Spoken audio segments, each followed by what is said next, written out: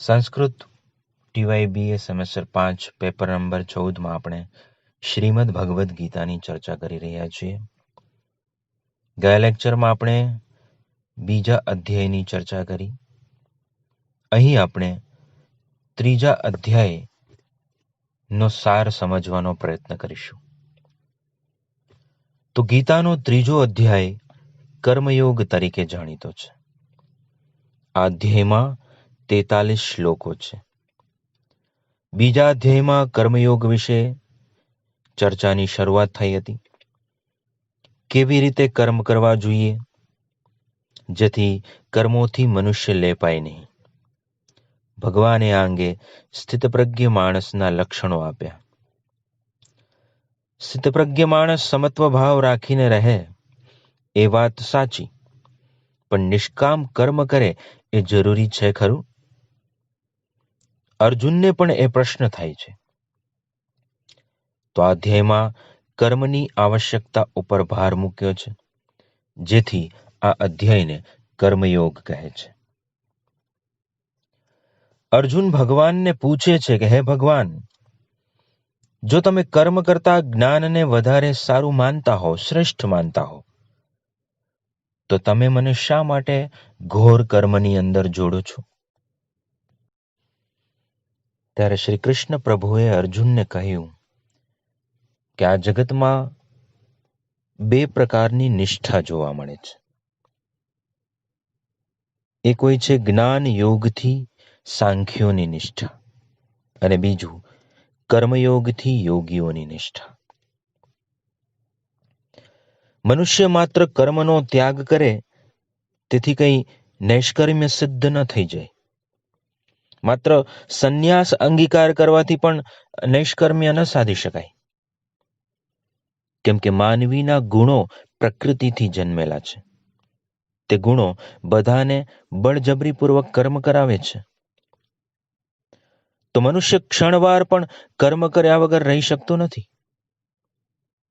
કદાચ માણસ કર્મેન્દ્રિયો પર સંયમ રાખે તો પણ જો મનથી તે વિષયોનું ચિંતન કરતો હોય તો તેને ઢોંગી કહેવાય.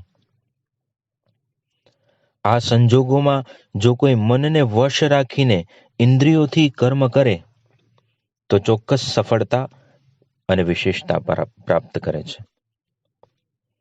ત્યારબાદ ભગવાને અર્જુનને કહ્યું કે તું ચોક્કસ કર્મો કર, કેમ કે કર્મો કર્યા વિના તું તારો જીવન નિર્વાહ પણ નહીં ચલાવી શકે. કર્મ નહીં કરવા એના કરતા તો સારું એ છે કે તારે કર્મ કરવું. પરંતુ તું કર્મને એક યજ્ઞની જેમ કર, કેમ કે યજ્ઞ એ સ્વયં વિષ્ણુ છે. શ્રી કૃષ્ણ અર્જુનને કહે છે કે યજ્ઞ સિવાયના કર્મ માણસને બંધન કરતા થાય છે. તેથી તું કર્મોમાં આસક્તિ ત્યજી અને યજ્ઞ માટે કર્મો કર. બ્રહ્માએ પણ પ્રજાઓ સર્જી ને તેમને યજ્ઞ દ્વારા વૃદ્ધિ પામવાની આજ્ઞા કરી હતી. તેમણે કહ્યું હતું કે યજ્ઞ કરી દેવોને પ્રસન્ન કરો અને દેવો તમને પ્રસન્ન કરે. તમે એ રીતે પરસ્પર કલ્યાણ પામશો. યજ્ઞો વડે પ્રસન્ન થયેલા દેવો તેમને સર્વ ઇચ્છિત વસ્તુઓ આપે છે. શ્રી કૃષ્ણ અર્જુનને યજ્ઞ ચક્રનું વર્ણન સંભળાવે છે. અન્નથી પ્રાણીઓ જન્મે છે, વરસાદથી અન્ન થાય છે, યજ્ઞથી વરસાદ થાય છે, તથા યજ્ઞ કર્મથી થાય છે. અન્નાદ ભવતિ ભૂતાની, પર્જન્યાદ અન્ન સંભવમ, યજ્ઞાદ ભવતિ પર્જન્યો. તો અન્નથી પ્રાણીઓ જન્મે છે, વરસાદથી અન્ન થાય છે અને યજ્ઞથી વરસાદ થાય છે, તથા યજ્ઞ કર્મ સમુદ્ભવમ, યજ્ઞ કર્મથી થાય છે. કર્મ વેદથી ઉત્પન્ન થયેલો છે, વેદ અક્ષરથી ઉત્પન્ન થયેલો છે. આમ સર્વવ્યાપક પરમાત્મા હંમેશા યજ્ઞમાં રહેલા છે. જે પાપી માણસ યજ્ઞ ચક્રને અનુસરતો નથી તે ઇન્દ્રિય ભોગોમાં આનંદ પામતો રહી અને વ્યર્થ જ જીવન જીવે છે. એટલા માટે હે અર્જુન, તો લોક સંગ્રહ અને અનાસક્ત ભાવે કર્મો કર. જે માણસ આત્મામાં રતિવાળો, આત્મામાં જ તૃપ્ત હોય, તેને કંઈ કર્તવ્ય રહેતું નથી. તેને કર્તવ્ય કર્યાનો કે ન કર્યાનો કોઈ સ્વાર્થ નથી રહેતો. આથી હે અર્જુન, તું પણ અનાસક્ત ભાવે કર્મ કર. જનક વગેરે મહાત્માઓએ પણ અનાસક્ત ભાવે કર્મો કરીને જ સિદ્ધ પદ પ્રાપ્ત કર્યું હતું. લોકસંગ્રહ એટલે સમગ્ર જગતને સન્માર્ગે વાળી ને તેમનો નાશ અટકાવવો તે. શ્રી કૃષ્ણ અર્જુનને વધારે સરળતાથી સમજાવવા માટે જાતનો દાખલો આપે છે. ભગવાને અર્જુનને કહ્યું કે જગતમાં શ્રેષ્ઠ માણસ જે કંઈ આચરે છે, જે કંઈ આચરણ કરે છે, તેને જ બીજા અનુસરે છે. લોકો એવું જ આચરણ કરે છે. જો આ જગતમાં હું કર્મ કર્યા વિના રહું તો સર્વ માણસો મારો જ દાખલો લઈને આળસુ બની જાય. આમ થતા પ્રજામાં વર્ણસંકરતા આવી જાય. અજ્ઞાનીઓ કર્મમાં આસક્ત રહીને કર્મ કરે છે. જ્ઞાનીઓ લોક સંગ્રહ માટે નિષ્કામ ભાવે કર્મો કરવા પ્રવૃત્ત થવા જોઈએ. ખરેખર તો પ્રકૃતિના ગુણો જ બધાને કર્મો કરાવે છે, પણ અજ્ઞાનને લીધે માણસ અહંકારી બનીને હું કરતા છું એમ માનીને કર્મમાં પ્રવૃત્ત રહે છે. માત્ર મૂઢ માણસો ગુણ અને કર્મમાં આસક્ત રહે છે. હે અર્જુન, તું અધ્યાત્મ ચિત્ત વડે મને સર્વ કર્મો અર્પણ કર. તું ફળની આશા વગર મમતા રહિત થઈને શોક ત્યજીને યુદ્ધ કર. જે નિર્દોષ તથા શ્રદ્ધાવાળા બનીને મારા આ મતનું આચરણ કરે છે તે કર્મોથી છૂટે છે.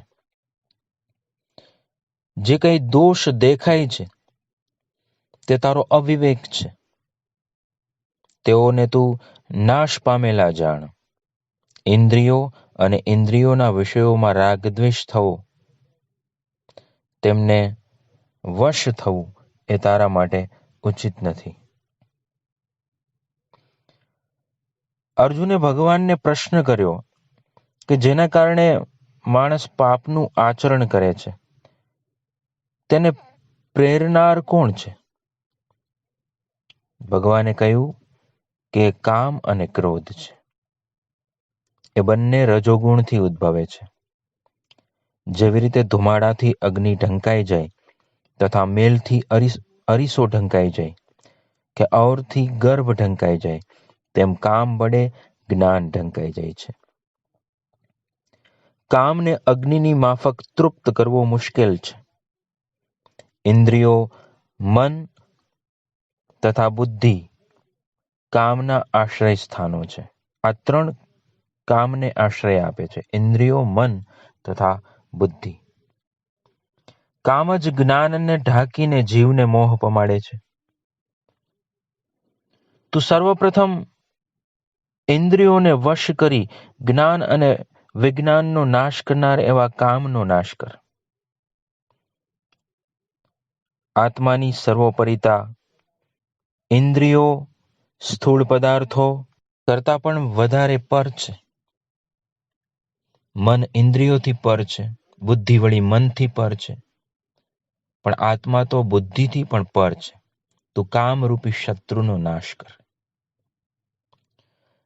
અર્જુન જ્ઞાનની વાતો કરતો હતો, તેથી ભગવાને એને બીજા અધ્યાયમાં સાંખ્યનું જ્ઞાન આપ્યું. ભગવાન પણ તેની પુષ્પિતા વાણીને જાણતા હતા.